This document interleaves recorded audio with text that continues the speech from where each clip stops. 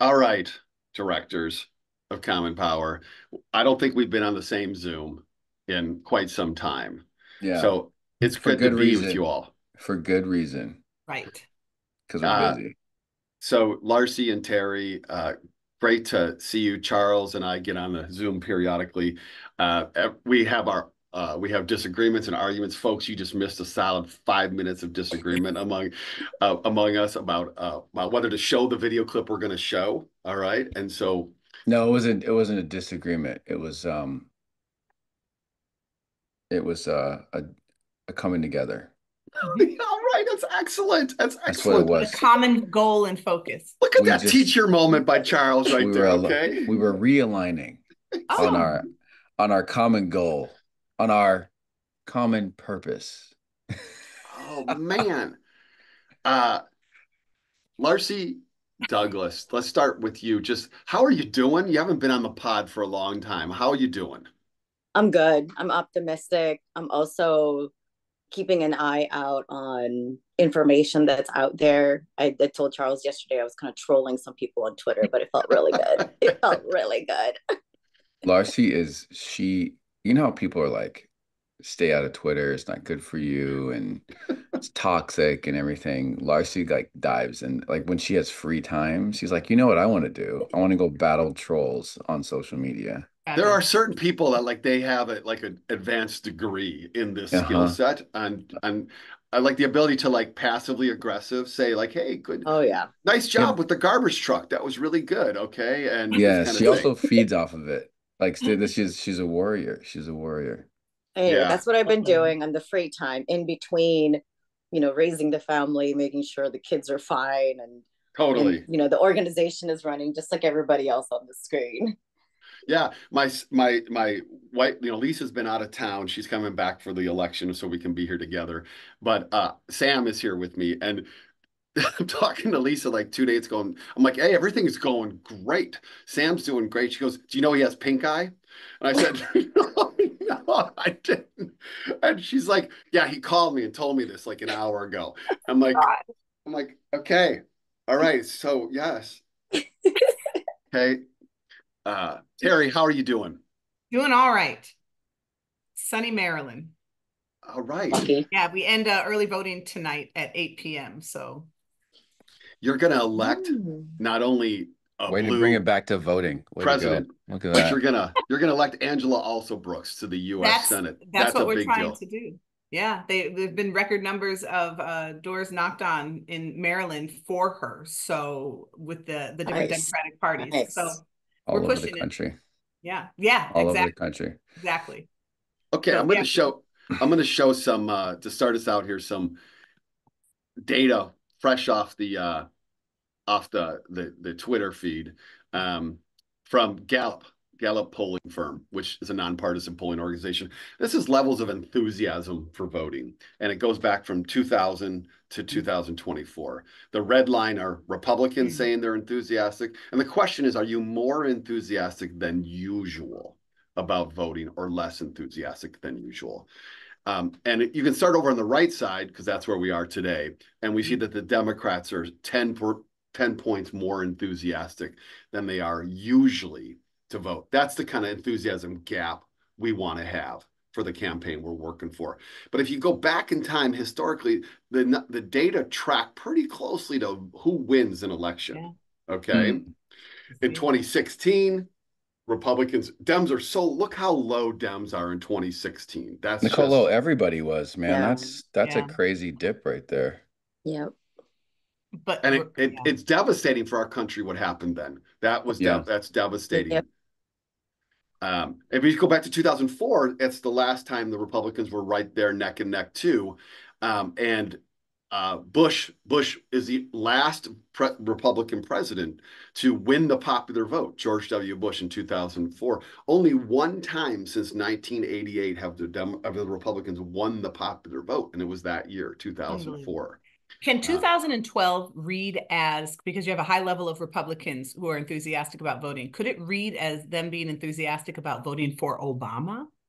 no, Okay. No, that's the Tea Party energy right there. That's the Tea Party energy. The reason that Obama wins re-election is because the quality of their campaign. All Yeah. right. But that's the Tea Party election. 2010, we have this revolution and all this anti-Obama rise of racism and so on energy.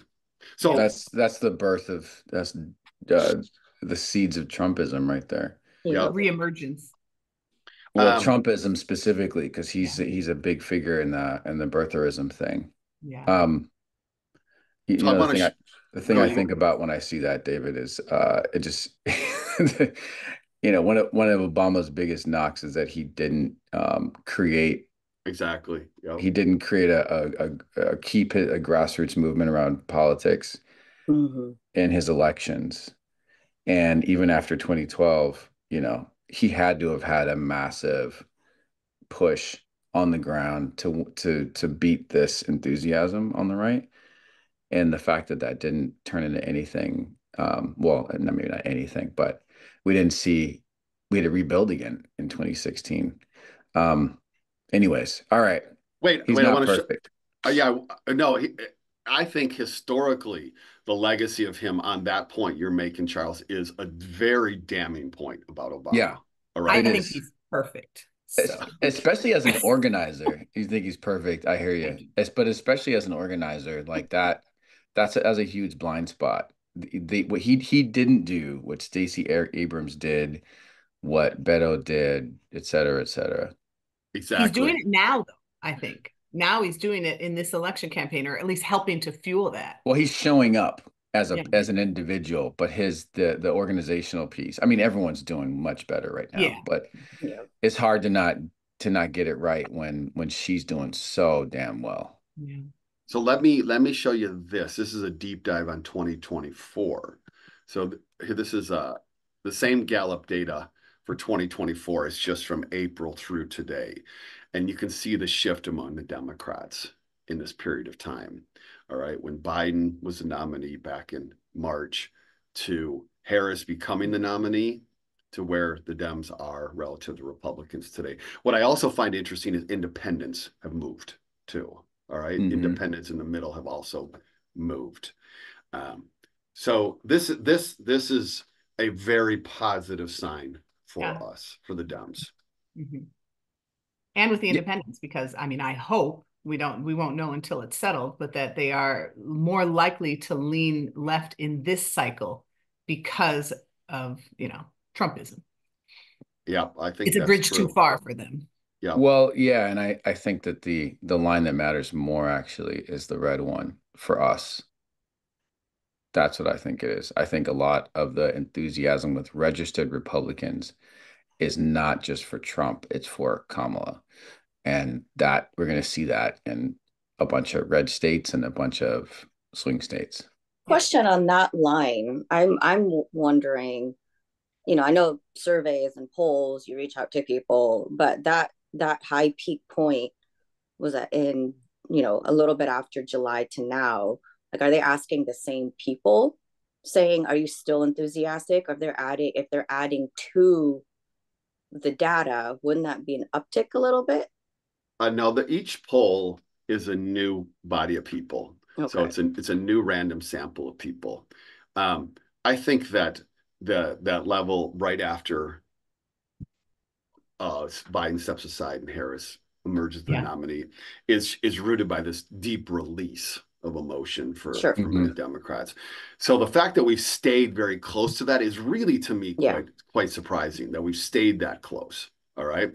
And that's indicative of the campaign and our grassroots body of work that we've done to sustain, that we didn't just have the sugar high of that moment, that we got to work, that we've sustained. Yeah, remember when all those people were saying this is a sugar high? Oh my gosh. I hope there's a lot of people that are just like pundits and talking heads that are like, wow, I've been really wrong a lot. Or do they even register? Because they need some humility. You know what I mean? They're not going to do that. And they need some true analysis, because I think that what happens is that some people start saying stuff and then people are like, oh, I'm gonna go on TV, and they just watch what other people are saying, and they're like, oh, okay, here's the because the Yeah, sugar high thing, it's everyone started saying that. It's like, that's come how on. we got to this notion that somehow Black men were going to cause her the election, even though they're still voting for Kamala at a much higher rate than most other groups except Black women. So to your point, Well, they drag on one piece and yes. blame So Black men. yeah, but so black men are not going to cost her the election No, or but there is a trend. There's a trend with young people, young men, and black and brown men that was trending away from us, and that right. is But the an way it was issue. talked about by pundits was as though they were going to be the reason for the season, when in fact Church, they were still totally, 78%. totally, still much higher. But it is a thing that we've got to look at. Mm-hmm. Um, And she responded to it. That's why she went on the Breakfast Club and put in the work right, to try to. She totally, has worked very, very hard. There's no Yes. earned all. She's earned it all. Yeah. Hey, And then the Nazi rally handed the rest of it to us for the it way that helped. they punished brown people. So yeah. Can we look the garbage truck thing? Can we talk about that for a second? Yeah. please, the hypocrisy of it. Wait. One more second. One more quick Go second ahead. Go here. ahead. David's like, I got another Twitter I We got tab. have a one more lot. There thing. are so many things that we need to get off our chest, right? This is the early. This is a poll from CNN. They do it with this survey, SSRS, Survey National Jeez. Organization. This is people who already Wow. voted. Um, But I mean, and that's not unlike previous elections in some ways, right? Because Dems always vote early. well, hang on, Dr. Terry Scott. Okay, All right. because All right. because Dems have not historically always voted early. They voted early by mail in 2020. Ah, Method. When Yeah. you look at in-person early voting, yeah. Republicans are more likely to in-person early vote than Democrats. That's the case in Georgia going on. That's the case going on in Florida. That's the case going on in Mhm. Nevada, Arizona. So right I will. now, I will say wait, last I'm not. cycle though. Oh no, no, no. Wait, Last cycle, Trump said he don't. told his people not Don't. to vote Yeah. early. So you would have been right 4 years ago, Terry. But this year they're like And this going is in vote now. person. This poll is in No, person. this is Early vote. however. However, okay. So certainly the Republicans don't trust vote mail 1000% because Trump has destroyed that in their minds, the credibility of that. But early in person voting is still a pretty strong Republican stronghold. When you look at these three states, though, the Democrats, because you can look at voter registration in Michigan and in Pennsylvania, and in those two states, there are more Democrats who have voted than Republicans, but not as many more as these numbers show us. So that's telling us that there's a in the independents and among the Republicans that there's this Harris vote that's happening too Yeah. among them. All right. So these are really good numbers for us today. Yes. Yeah, those are ridiculous, actually. And we're in all of those states. Okay. Wait. Now let's go to the dump truck, Charles. The Trump dump truck. Yeah. Garbage and garbage. Garbage truck. So Um, this I is didn't realize he wore it at he wore the you've seen it, huh? Or he the looks best, like like a he candy looks like corn. a fucking Candy idiot. corn. It's like a candy corn. What is he Love doing? it. Is it a Halloween thing? I don't know. Mm. It just looks so false. It's also insulting to working class individuals because in some ways the way he does it, it's almost mockery. It He's not is. he's not Yes. he's not uplifting them. But that's what I mean. It's like he's never like when would he ever get that close to that kind of job? Right. Yeah. I have a couple things to say on this. Yes. Here, let me show. This is the side by side images we used as part of our Zoom last night. Right here. So on the left is Harris on Tuesday night in front of from behind the behind the White House on the ellipse where Trump had rallied folks on January 6th in her kind of presidential moment. And then here's Trump showing up at his rally in Green Bay, Wisconsin with a Trump garbage truck. On And the left, Harris gave a State of the Union address that night. That's what that was. It was a State of the Union address. And then on the right, you have an eighth grader's idea of what floats and gains people's votes. That's the Nice. juxtaposition. Exactly. I love that. I love that. Also, the cameras on that. Look at that image. That's such a good image. yeah, wait, I want to now go to the image you're talking about too, Charles, because it's leading the Drudge Report right now. Drudge Report is this massive conservative site, and he's been making fun of Trump for the whole last weeks. This is the image you're talking about, Charles. So Right? yeah, while you pull it up, Drudge Report, let me just say, like Drudge when I was in college was like, this is the truth. I remember I remember like when my roommate showed me that and I was like, oh man, this is politics that they're not talking about. And then Matt Drudge like slowly got more and more conservative, like closer Mm, to Trump, and then ended up going out for Trump, and now is like complete never Trumper, right? Yeah, yeah. agree. Mm-hmm. Make it. People like boomeranged back around from Trump, like just like our country, like everyone was like, let's try something different. And then they were like, wow, the stove is really hot when you put your hand on it. It's true. Except for some people. Actually, it's hot. So I see Brett Favre is out there he campaigning. goes to Wisconsin, Green Bay. He's wearing this outfit. Hold on, we're seeing the PowerPoint still, man. Oh, you are? Oh, Yeah. And okay. oh, by Sorry. the way, I just want you to know that you've really revealed the secret of your PowerPoints I did. as you've been doing these Zooms. Yeah, you've just been what is Oh, this? This website looks like So this is circa not oh my, 1990s. this is what not is this? photoshopped, right? This is No. And he just had a fresh like spray. Like his yeah, he you did. see his color, like he had Yeah. just had a fresh. Goggles and something around his mouth. And look at what he says, trick or treat. He's more orange than 2020. Okay, this is the Drudge Report today. Okay. Oh my goodness. So Women so This a is couple dominate. of things. crazy. So then he goes and gives his speech, as Charles said, wearing this. Okay. Well, did you The cleanest garbage man outfit ever. That is pristine. No garbage has touched that and when they vest. drove up with the garbage truck, when they drove Oh, up with the when he garbage gets truck, in the Like, who are car. his staffers who come up with these idiotic ideas? It's embarrassing. do you know that they you know how a guy hangs off the back on the garbage truck he's holding Yeah. Yeah. on, right?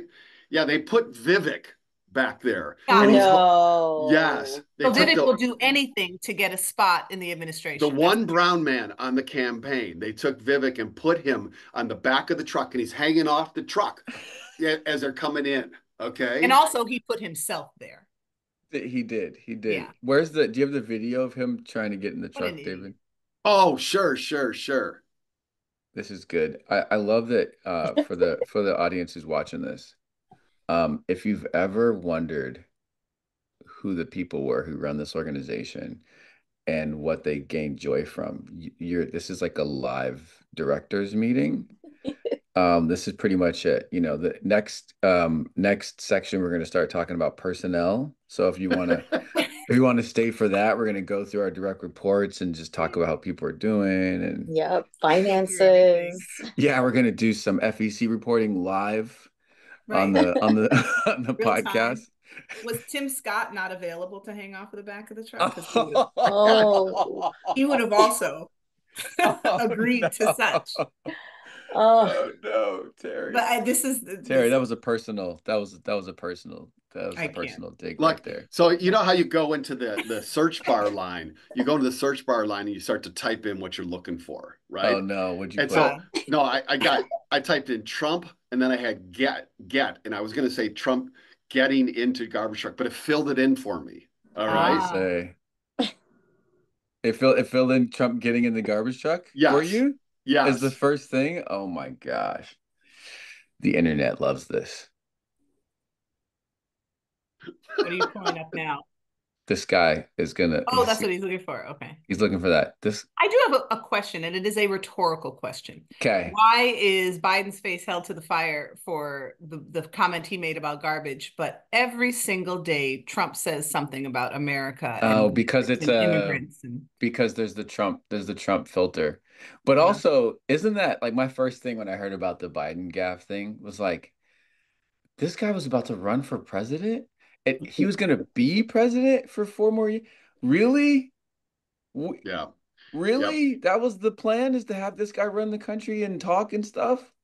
Was his plan to just not do his 4 years? That was the plan, huh? I'm sure it was. He was Yes. he was like, guys, I'm out. I won and I'm out. March 5th. Yeah. Hey, everybody who's watching this, we appreciate that you're hanging in there with us and you're just going along with it. We are going to get to a really substantive close by Oh, the time we get here. totally. Super It's more like the substantive, after hours first. meaningful. Yes. It's gonna get really deep. David's gonna Yeah. So cry. like But fast also, forward to 15 minutes in. I'm kidding. Fast forward.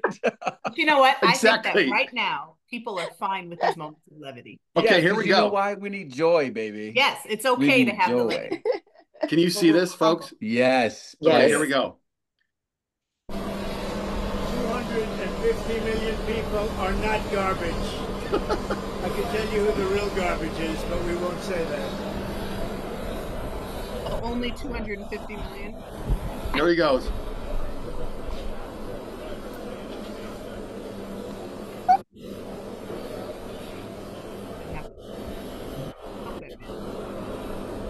He just tries to be so confident, and he like walked over and Full camera, full camera. Right here. Keep coming. Maybe he's like when reaching for Gerald the Ford thing. tripped coming down Air Force One. All right, cut. Yeah, Cut it, cut it. I'm cutting it. Here, I want to show you one other thing. So Tim Walz this morning came out, and he's, I don't know where he's in North Carolina, wherever he said, Governor Walz said, this dude is nearly 80 years old. He damn near killed himself getting into a garbage truck. Okay. Because it's false. Because you know what? I Yes. bet there are people who are older folks who could totally get in that garbage truck because they legitimately they work on in trucks or farms or whatever, or they're more mobile and active. They're people who are actually closer to the thing he's pretending to be, and they can get in the damn truck. The reason why it's funny is because he's fake, because it's bullshit. Right. And he showed that because he can't get into a door in a vehicle that's higher than a limousine or whatever the fuck he drives in. And he also, because he mocked Biden relentlessly for his age, and yet he has all of these gaffes, clear dementia and iniquity. I mean, Yep. that's the part Yep. of it. So here's my biggest thing on the garbage truck thing. I think a lot of people have been talking about how, like, Trump being garbage, or like his campaign or his people or whatever. But nobody saw Biden's gaffe. Nobody's watching Biden. Nobody cares if he says something. The voters are not tuning in. What was the last thing that people remember associated with Trump and garbage? This today. No, the thing before this, the thing right before this. What was Puerto it? Rico. It was Puerto Ricans. Right. So he is Exactly. all people see is that he's like garbage. Puerto Ricans are garbage, and the next day he shows up in a fucking garbage truck. And then saying America was a dump truck, or however he phrased it, for immigrants. He's saying that Biden said these things. People miss the middle part that he thinks he's making a point about. Exactly. This just reinforces what he said about Puerto Ricans and Puerto Rico being garbage. Yeah. That's all he's doing. And that's what they're seeing. They're not watching videos. They're not seeing the headlines of this thing. They're not reading articles. They don't know about Biden's gaffe. They just know that this dude. Oh, now you're going to get in a garbage truck after you just said this about us. It's double. Right. And let's be clear, that whole campaign knew exactly what was going to be said at the Nazi rally. Steve Harvey this morning, as Hank Stewart says, the great philosopher Steve Harvey, he was saying that when he did the ESPY Awards, that the commissioner of the NFL reviewed every single one of his jokes before he put them out there. He said, as a comedian, anytime he has ever hosted anything, they made him reveal every single one of his jokes previous to that. No, the news came out that they actually killed a joke that was about Kamala, calling her something super offensive that was written in there. So more offensive than what they already called her. Jesus. Yeah. Yeah. So they can try to distance themselves and say these were the gaffes of certain individuals, but I totally agree, Charles, that it's about your point about there was the Puerto Rico statement about Puerto Rico. Then there was Biden's comments where he stumbles over calling Trump comedian a garbage person, but he says it in a very awkward way. And then there's this garbage truck meme that happens in Wisconsin. You could go so far as to say that, like, it's almost as if the Harris campaign baited Trump into this moment with the garbage truck by having Biden over here stumble on this because Trump loves to run against Biden, No, first of all. You think it was Okay. strategic, David? No, I do not think it was. I do not. But thank you. but Jeez. but the unfolding of it in like on the chronology is like it was the perfect bait for Trump because he wants to run against Biden. He wants to make fun of Biden. And so then to put his logo, who the fuck told them to put the logo on the side of a On the side of a garbage garbage truck? truck right after you get in trouble for calling people garbage. So who are his staffers? Who are the people around him? They're just It is a so this is Don the Jr. and I know we want to go to the next part, but I want to say this about Trumpism, and this is my like plea to people, to future historians who analyze him and his campaign. It is very simple. There's strategy involved to some degree, but really Trumpism is just about more. It's about doubling down. Their strategy when a milestone moment happens is just to keep going and to do more. When he gets in trouble for something, they just say more. They just Yeah. lean into it. When somebody calls them out for being racist, they just become more racist. When they lose elections, they just run again. Carrie Lake And they say and that and dozens of other candidates around the country. This is they're going after their second and third loss. This is Trump's And third election, yeah, right? Yeah. in the Trumpism, U.S. House, in the right. U.S. Senate, there are people running right now who Yep. lost already. They lost before, Yep. and they're running them And again. Trumpism is about just doing the same thing you're doing, but more. Their one strategy is just go hard on more, and but it's going to drive with they're going 100 miles an hour off a cliff right now. but it cannot exist without being undergirded by promoting the value of whiteness, period. Because it all hinges on that Trumpism. Because then they say that they did this to you, this is your country, this is the power, and whatever words they use by conflating Christian with white identity, by demonizing people of color. Trumpism does not exist without white supremacy. Right, and it doesn't exist without classism, without them manipulating people who don't understand exactly what they're doing for their own benefit. Yep. All right, David. Which I think I think this is really quite meaningful what you all are saying about you're making the point, Charles, that it is just about doubling down on a certain mindset over and over and over again. And then if you are called out on it, you never give an inch. You never, ever give an inch. Trump says he's criticized for the Puerto Rico comments in Madison Square Garden. And he comes out and says, they love me in Puerto Rico. They love me. All right. No one's ever been a better president for Puerto Rico than me. All right. Never give an inch. Never give an inch. Terry, what you're highlighting here is what is the underlying racial ideology that is being doubled down upon over and over and over again. Whiteness, and I would add right next to it, maleness, right? Masculinity, a certain kind of masculinity that he has over and over and over portrayed and performed, and that he puts forward, and that without a doubt has forever historically had enormous salience and resonance among many chunks of Americans. Right. So yeah, it is built into our system. Exactly. Built from the beginning. So it takes a BIPOC woman to bring this down. All right. It takes somebody who understands how to beat that. Yeah. It takes somebody who understands how to like go at it. Kamala Harris has not given an inch in return this campaign for a moment. She has absolutely gone after Trump and Trumpism, and she has held her space profoundly.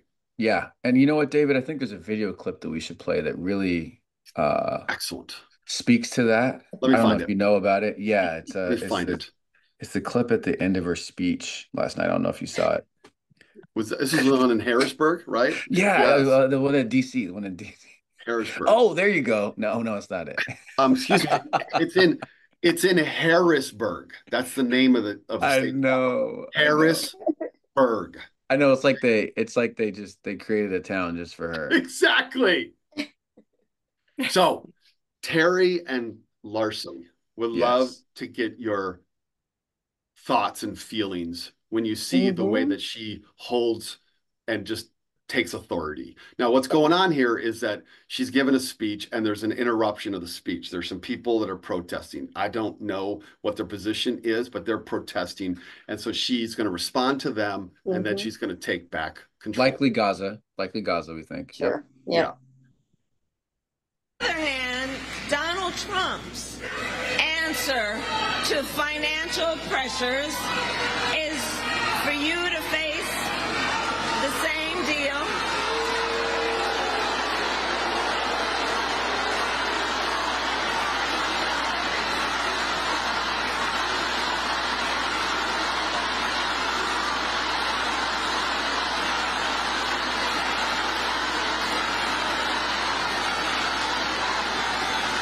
Here's the thing. Let me say something. We are 6 days out of an election. We are 6 days away from an election. And ours is about a fight for democracy, and you're right.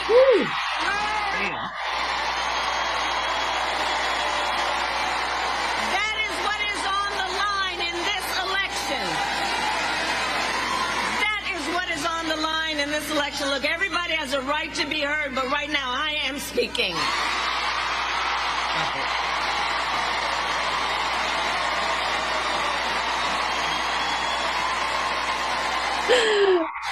Oh, that gave me chills. I didn't see that. That needs to be on a shirt. On the other hand, Donald. Wow. I've been waiting for that. She always addresses the kinds, because when she said you must be thinking of, you must want the smaller rally down the street.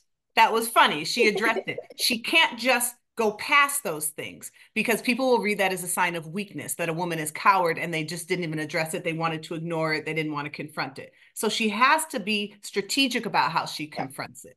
And then she runs the risk of being called aggressive and all of these kinds of things, depending on how she addresses it. But the way she addressed this, when she went off of the script that she was talking about, what I read in that was, let me tell you something. I'm fighting for you too.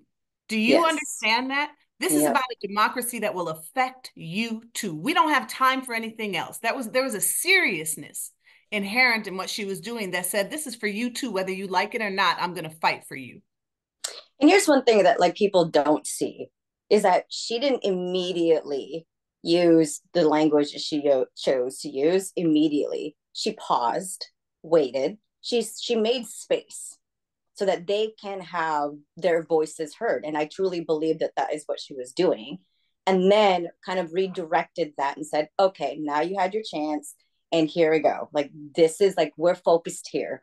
And whether you like this moment or not, like, we're all heading in the right direction. We're all heading in the same direction. I have been waiting for her to come up with these moments a lot more, because I know, she's capable of, but as Terry was saying, there's a dance that women have to do, which I think in the country that we have, or just the world that we live in, there's a misdefinition of what strength really means. And for women a lot, we have to be the ones to interpret that and how we navigate that space. And at the same time, also calculate how it is also perceived on what that definition is and how we behave and stuff. And I love at that moment, it was like, I don't give a fuck. I am here. And yes, we are 6 days away into this, and and you have been heard. Noted. She reclaimed power and control right in those moments in what she did, and controlled herself in not, she said her favorite word begins with an M and ends with an R or an A, depending on the moment. And she refrained from doing that. Here's the thing, Terry. We know, like, women who are strong, who have had to navigate these spaces, can totally identify that as like a superpower move, where we're like, you go, girl, like, you absolutely know. It's the people who've never really had to use it or don't know how to use it who see that as threat. And who don't have to worry about how what they've done is going to perceive, or just don't have that much to risk, right? Or the risk factors are much lower. Yeah. So when we navigate those spaces where we know how to claim that room, right? And then we there are women out there who see that, oh, that she's intimidating, like they downplay what we're trying to accomplish. And then in reality, like, we are trying to bring everybody together here. It's just somebody has to be the leader of the leaders. Mm-hmm. Can I ask you two a question? So we do lead this organization. We've got there's 18 people on staff full time, and then there are a couple dozen contractors, maybe. I think I lose count sometimes. But you two have been on the doors Mm-hmm. a lot. Mm-hmm. Terry, you've been in Maryland, Mm-hmm. and you've been going out daily Mm-hmm. for Morning. yeah, okay, you were just out this morning. Every weekend. Famously, you got your husband to go out with you, who swore that he'd never do this, and he was out Two days in a row he went 2 days in a row. Yeah. And you led our team out there that was doing the weekends, and then you just kept doing it yourself after the planned ones that we did. And you got pictures you're posted on Slack, but you're constantly doing it. And you've got there's like a ton that you're handling at home, but you're still hitting the doors like crazy. Larcy, you've been out every weekend. Mm-hmm. And you've been in Arizona and in California and then Ohio. The Ohio one, you took September, who's 4, Mm-hmm. and Kai, who's 18, out to Mm-hmm. knock doors with you. And then your team was out there, the ops team was out there knocking doors too. And I remember one of those moments I was like, you gotta take a break. Like me telling you, like, hey, I didn't know you were knocking on doors in California. I was like, I thought we were gonna do XYZ or something. And you were like, oh, I told Jessica I'd go be a driver for her. Wow. And then there's one other one that was like, you're going to the state. I didn't know that. You two have been hitting the doors hard. I understand this is your job, and also you've been pushing past some boundaries. Mm-hmm. Totally recognize. Like, how much of this is about her and who she is to you two? Go ahead, Terry. You're the historian. So I want to make one thing clear though about our organization, that we are one organization with different kinds of branches that focus on different things. We are not all in field work, but right now we all are. So when we say it's our job, for so many of us in the org, it's not necessarily what we were hired in to do, but every single person who works in this organization right now is knocking on doors in their space or in different towns. And I think that's really important. That's a big deal, because all companies don't do that, where everybody is doing this. Why? Yes, it's about her. And it is about even more than her. And I say that not to still continue to uplift her. Kamala Harris, to have a woman who is president, to have a woman of color who is president, to present to other girls of color, and both of us have that. We both have young girls, daughters who are of color. To say this is possible, to normalize that for them is a big deal. It's also about something else. We cannot allow the other side to win, because in fact, we do have children of color who will be targeted when the opposition wins. If the opposition wins, the classes that they can take, the untold kinds of measures and freedoms that police will have, all of the different things, the racism that will go unchecked, the increase in hate crimes, it is about that too. It is about creating a safer world for our kids, for our children. So it doesn't matter what's going on at home, we handle that. And we also know that handling what's happening in society helps what's going on at home, protects our children, and protects our communities. It's about us as a broader people as well. Yeah, I have two stories actually. So one was, a year ago, we had our youngest son with us door knocking, and he had an encounter at the door. Older white male who just opened the door with literally the bat, just saying, "Get off my property." And, we talked about it, we talked through it. And when he was at the debrief in the team, he took that moment as as a way that to say like, was it me? It was more like maybe he was having a bad day. What was it about his life that he thinks I'm the one who's threatening the situation here, where I literally just went up the door, knocked on it, and just handed him a piece of literature. The fact that our children can identify that moment to be like, what is it about him? Because I know it within myself, there's nothing I'm doing to threaten this situation. That confidence we have to instill early on, because there is an armor that we have to shield them in because of this world, right? And there are people out there just by vision alone will assess a situation without any other set of facts and evidence, and just self-deputize themselves to assess that in that situation as harmful. That is a reflection of that person. I don't know. Maybe that guy didn't get enough hugs in his life. I don't know. Maybe that guy didn't have a female figure in his life to show them a more nurturing side of things, or there maybe was, and it just wasn't nurturing enough. But the fact that 17-year-old boy, and Terry, your girls can go into a situation and say, okay, I've got my invisible armor, but I know I'm good. But what is it about everything else, right? Like that nanosecond of a calculation is so embedded in our children's lives at such an early age because of what they encounter, right? And so one of the doors I actually went to in Ohio, I had September with me, and we went to the door.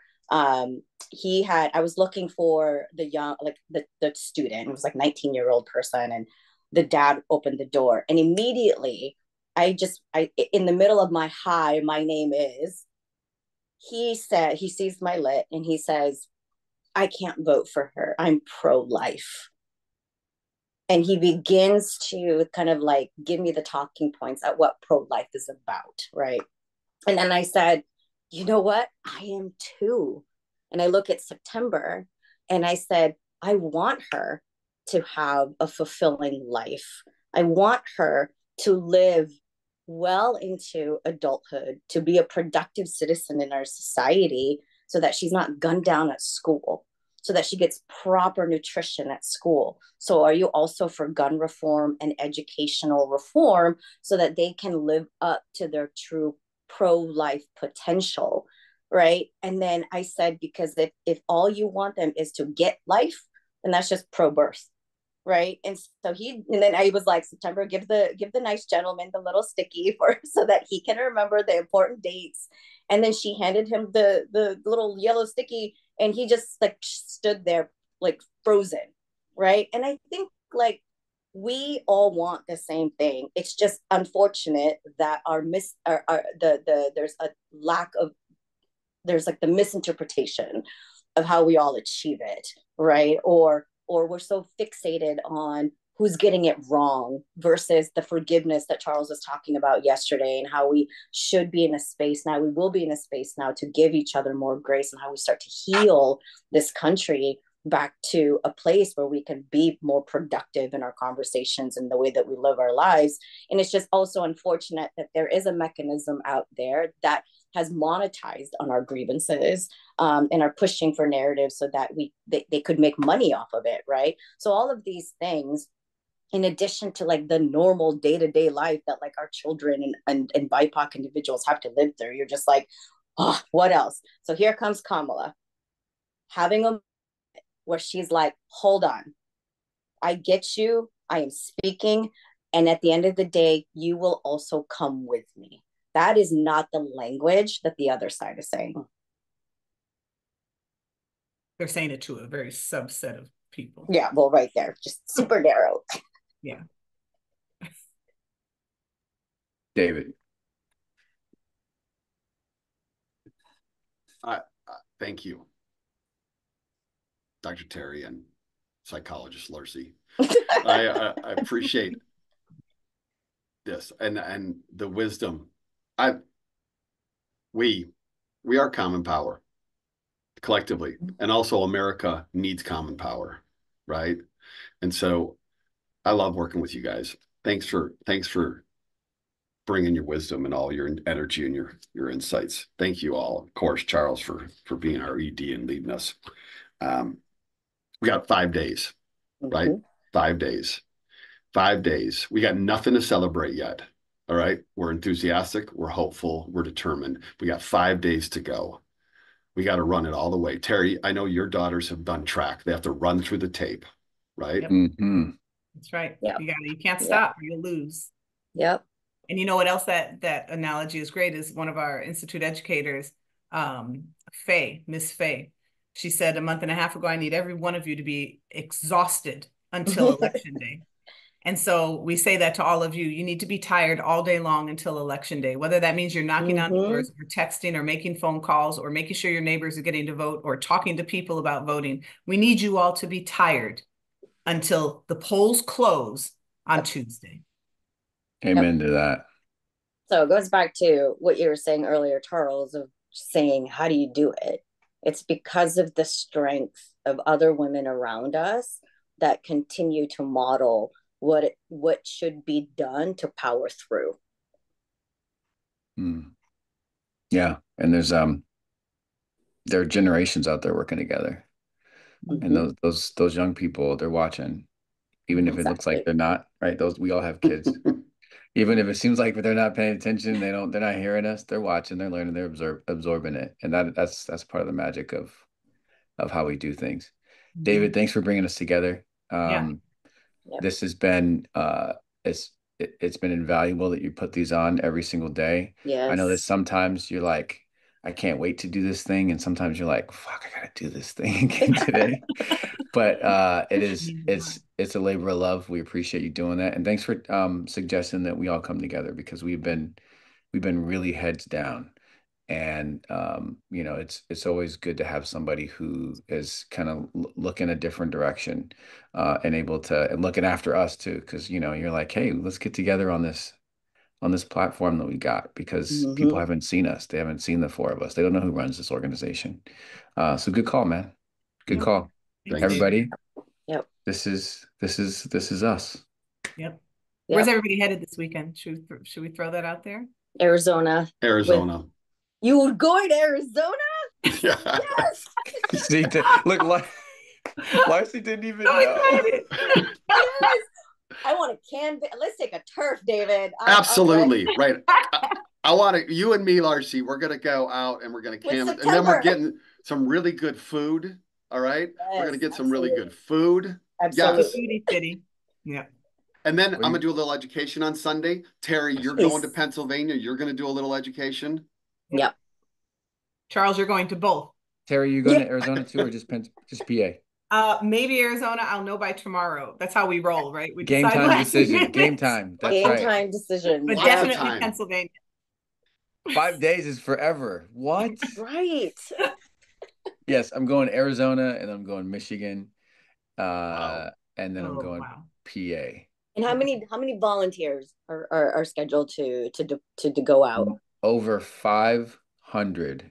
Oh my CP gosh. volunteers. Wow. Over 500, and maybe more than we expect, because so many people have been inspired by the work they've done in the weeks leading up to this.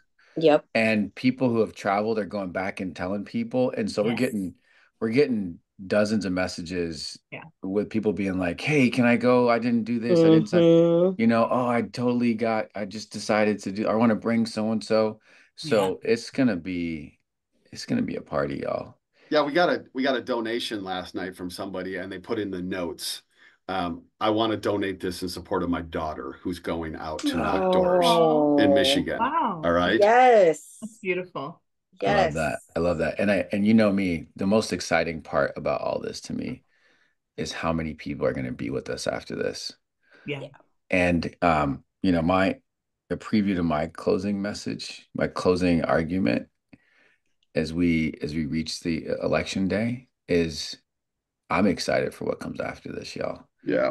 Because we have always talked about this thing that we've built in our building and the people who are part of this community, but they're showing us right now what this is and what it can be. And it is so much cooler than what it was designed to Yeah, be. and I just, also congratulations to everybody here in this massive effort. COVID kind of stole this opportunity from us, but in hindsight, it allowed us to grow in a way that we didn't think because we were so localized at that point.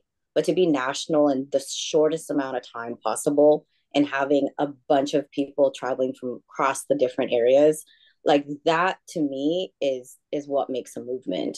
And I'm not putting any label on us and anything, but the heartbeat of a movement of how people come together, pop in, pop out, stay longer than they intentionally decided to, like that has to warrant something. So That's right. congratulations of like all of us coming together, firing on all cylinders of all the different pipelines to go into this season. Like it is on full operational mode right now. That's right. All right, hands in. All right. I I'm was in. about, I was like, I'm in. oh, okay, I was let's thinking do about it. the angles. I don't. I have no idea. It'd be the go. weirdest. It's too much like a salute. I It'd be like, know. Yeah, I know. no. All right, we are well past the hour mark, folks. All right. Well, I was right. 15 minutes in, just go. All right, we needed this. This was exactly. therapeutic for us. This is common power. Hey, thanks everybody. Let's go. Let's go. Let's go. all right. Bye-bye. Yeah.